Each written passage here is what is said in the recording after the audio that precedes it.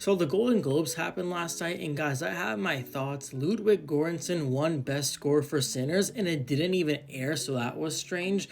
For the original song, obviously it went to K-pop. I heard that song for the first time on SNL, and immediately, swear to God, I was like, this is winning the Oscar.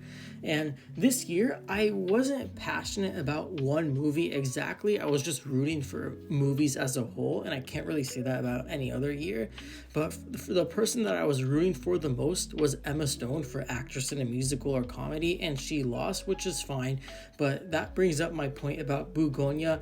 I'm worried it is not going to get some Oscars love that it deserves, especially for Jesse Plemons. He was incredible. One of the biggest surprises was Wagner winning Best Actor in a Drama. That was a surprise. It wasn't the strongest category. I mean, The Rock was there, so a lot of people are saying that Michael B. Jordan should have won, especially in a category that doesn't have Leo or Timmy. And I would agree, but I haven't seen The Secret Agent, so I can't exactly comment on who should have won. Obviously, Timmy won Best Actor in a musical or comedy, beating Leo. I made a whole other video about this, so you know where I stand. Timmy is coming for that Oscar, man. Like, come on.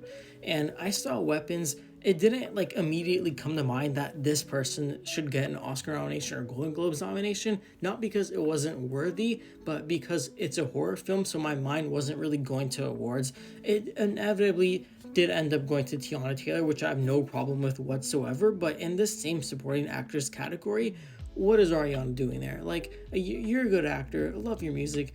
A nomination for Wicked for Money, really? I just don't get it.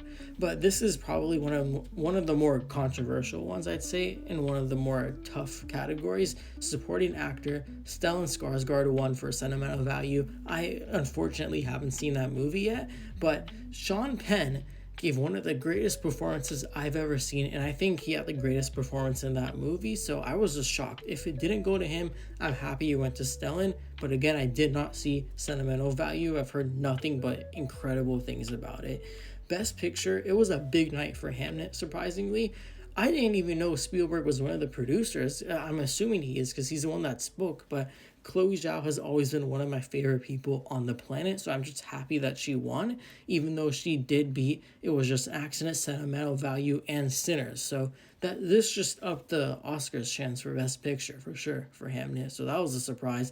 Obviously, musical or comedy. This is actually, I think, one of the more tough categories as well. It was between One Battle or Another and Marty Supreme. Obviously, One Battle won, and that's the front runner for Best Picture. Also, Best Director. This is actually, I hated this the most about the entire night. When Judd Apatow was announcing Best Director, he first said, I don't know how to announce this. Or, I mean, he said, I don't know how to pronounce this. And I immediately assumed Best Director was going to go to It Was Just an Accident or Sentimental Value, but he said Paul Thomas Anderson. So, if anyone was gonna do something stupid like that, of course it was Judd, and of course he was making fun of himself at how, he isn't good at his job. That was basically the 5 minute bit that he did in front of that. Jessie Buckley, one of my favorite actresses of all time. She won Best Drama, and actually I think five of my six favorite actresses of all time won tonight. Michelle Williams won for a series that she did because the Golden Globes are also TV. They're TV and movies. But yeah, my favorite actress of all time is tied with Michelle Williams or Emma Stone, and Michelle won and Emma was nominated, so that was great. I actually think this is the most tough category of the entire night. I said that a couple times, but this without a doubt is the best category. Screenplay, we have Sinners, One Battle After Another, which ended up winning, Marty Supreme, It Was Just an Accident, Sentimental Value, and Hamnet, which I haven't seen Hamnet either. I heard that as a perfect third act, and I think not enough people are talking about the screenplay for Marty Supreme. Obviously, it went to One Battle. I thought it should have went to Sinners for screenplay. That had like, it was, again, I would have been fine with any of these movies winning. This is the most tough category I remember in any award show in recent memory. But Best Picture non-English film, it was between Sentimental Value, It Was Just an Accident, Secret Agent, and a couple other films. It surprisingly went to The Secret Agent. I thought it was gonna go to Sentimental Value. Like, I thought that was a lock. Months ago, I thought Sentimental Value, like before One Battle and Sinners came out, I thought Sentimental Value was gonna win Best Picture, like at the Oscars. That is not looking likely. Obviously, Best Animated Feature. went to K-pop, it wasn't much of a competition. I was not a fan of Zootopia 2 at all. And Elio, I think, is pretty underrated.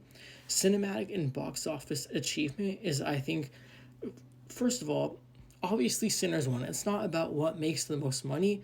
Cinematic and box office achievement, without a doubt, should have gone to Sinners, and I'm glad it did.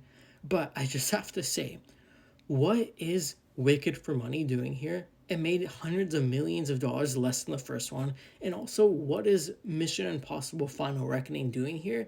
That wasn't the biggest financial success. So I honestly think those films do not deserve it. But F1, great movie. Weapons, Zootopia 2, K-pop, all here, incredible box office numbers. Avatar is here, even though it made less than the first two, it's still incredibly impressive to make over $500 million for all your movies in a franchise. Like, even though that's the franchise low, it's still very impressive. Like I said, the Golden Globes is also for TV, so the studio won for best comedy series. Obviously, I think that's one of my top 5 favorite shows of all time. Very glad that won, and very glad Seth Rogen won. He knows I exist, not to brag. The podcast category is by far the most stupid one. If anyone deserved to win, it was Amy. I think she was the only one that deserved to win, actually. I think if Z-Way had a podcast, she would get a nomination for sure. But I don't know what that was about, dude. They're just trying to add some more random categories. Anyways, my favorite speeches, Timothy Chalamet. In no order, Timothy Chalamet, Stellan Skarsgård advocating for movies, and Timothy advocating for himself. All the power to him, man. They're incredible artists. And also Spielberg slash Chloe. Like I said, I was not expecting Steven Spielberg to just walk up there, but this just reminds me of was it Disclosure Day, and how 2026 is going to be it's going to be the greatest year for cinema of all time, beating 2019 in my opinion. So these past 2 years, I think, were much stronger for TV than movies, and that's going to change for 2026. I'm going to make a video about that as well. All the movies that are coming out, my most anticipated films. I mean, it's just going to be the best for cinema. The best director category is, well, like just my favorite directors of all time. I'm glad Ryan got to speak. I'm glad PTA got to speak. I'm glad Coogler got to speak. And people from Sentimental Value and Hamnet. I'm glad that One Battle was obviously the big winner. And so was Hamnet, obviously. Because, like, people just weren't expecting that to win. I don't think it got too many wins, but people just weren't expecting that to win Best Drama. And I'm glad I did. Like I said, I was rooting for movies as a whole. So even though, like, for example, Hamnet beat Sinners, I'm not going to scream that it's rigged because they're both incredible movies. So I can't just, like, it's just a good year for movies as a whole. So I'm happy. The show was great. Nikki Glazer killed it. I hope they get her to host a third time. But yeah, I'm looking forward to the Oscars. Follow my Letterboxd too. I'm assuming I got movie people for this, and if you're still watching, follow my Letterboxd.